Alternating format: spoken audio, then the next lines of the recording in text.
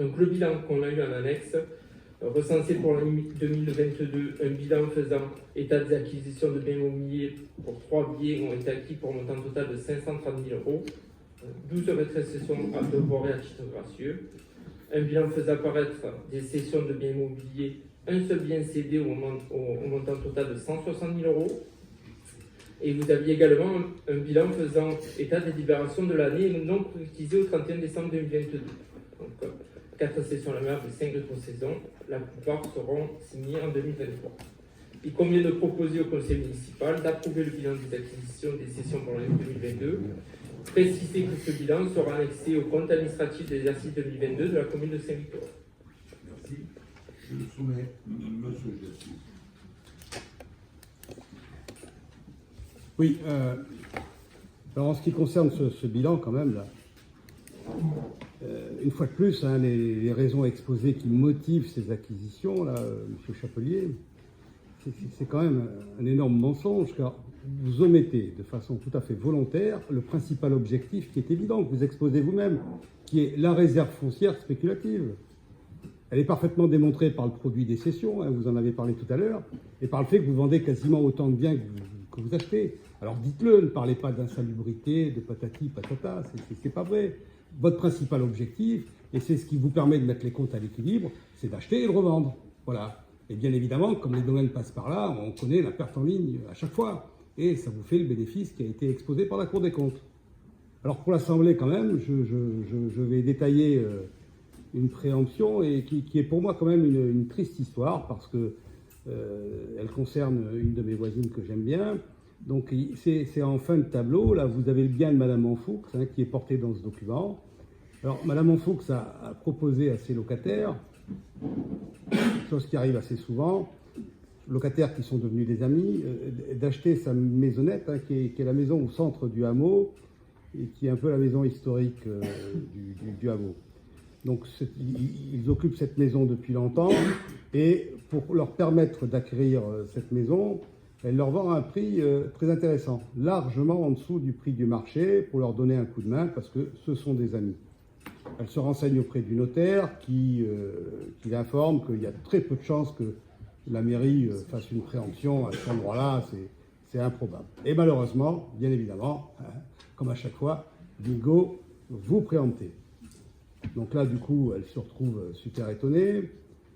Elle vous écrit, elle vous demande de lui laisser vendre ce bien à ses amis, et vous refusez. Je vous ai même écrit, monsieur Léotard, pour soutenir son projet, ses arguments. Vous n'avez pas daigné me répondre, je note.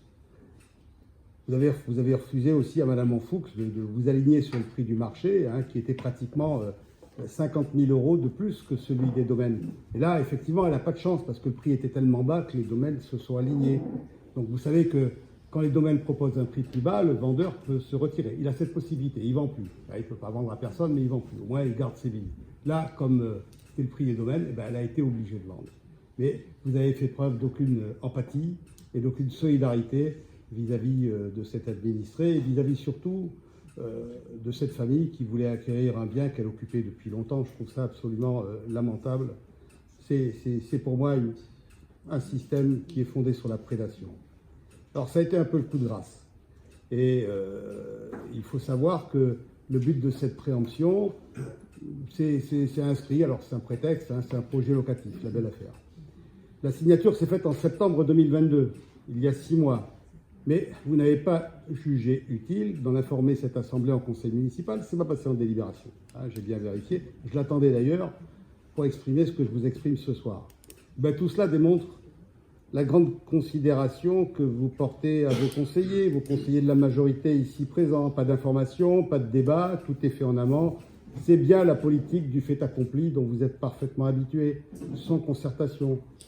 L'Assemblée appréciera. Mesdames, Messieurs de la majorité, je vous pose la question. Vous avez été élus pourquoi? Et vous servez à quoi réellement? Puisqu'il n'y a jamais de débat. Vous ne pouvez pas vous exprimer là-dessus. Ben oui, constatez-le vous-même. J'en ai terminé. On s'écoute. C'est fini? Oui, j'ai fini.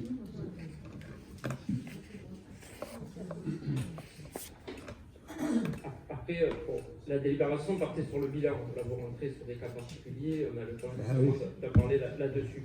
Après, par rapport justement à vos propos sur les nombres de sessions, sur le bilan, il faut ressortir une session d'une seule, de 160 000 € sur 2022. Donc ce n'est justement pas là-dessus où... Pourquoi ce n'est pas passé en délibération? Non, je parle de la session.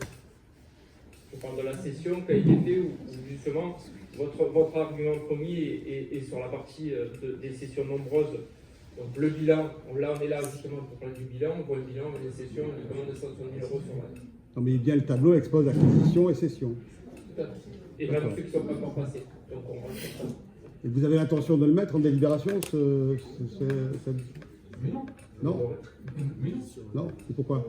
Parce que c'est pas la procédure. Ah La bon? procédure, regardez. C'est une préemption à 200 000 €. La procédure. Vous vous souvenez, je vous ai vu tout à l'heure les décisions de M. le maire. La première, si vous avez écouté, droit de préemption urbaine, Gide, parcelle AT 311, 312, 313, propriétaire Madame Gide Maryse, prix d'acquisition 185 000 €, c'est-à-dire avec l'avis des domaines. D'accord? Donc le droit de préemption est un droit, en l'occurrence, qui appartient à M. le maire. Et il l'exerce en rendant compte aux conseillers municipaux, au conseil municipal suivant, et je viens de vous rendre compte tout à l'heure, si vous aviez écouté, que nous avons fait une préemption, Madame Gide, au boulevard Jean Monnet. Ok? Donc, Non, mais là, je vous parle de Madame Manfou qui a. oui, sauf que ça a fait la même chose.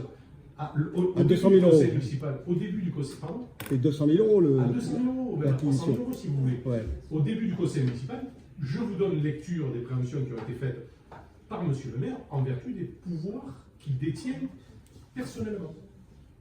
Voilà, la préemption, c'est un pouvoir personnel de M. le maire. Violent et abusif. Si vous voulez, mais en tout cas, c'est légal. Ouais, c'est pas suffisant. Et non, malheureusement. Mais On c'est le comme sait ça bien. dans toutes les communes de France. Si vous avez un devoir. Non, non, non, non, non, non. Un peu de solidarité quelque part, c'est pas mal aussi. Voilà, c'est la procédure. C'est pas suffisant. C'est la procédure et voilà, c'est comme ça. L'éthique et la solidarité, c'est au-dessus de la C'est comme légalité. votre élection à la CAO. C'est la loi et c'est pas moi qui vais. Non, non, mais on ne peut pas se cacher comme ça derrière les textes éternellement. Bon, allez, je le soumets à votre approbation. Ceux qui sont pour, ceux qui sont contre et ceux qui s'abstiennent. Je vous remercie.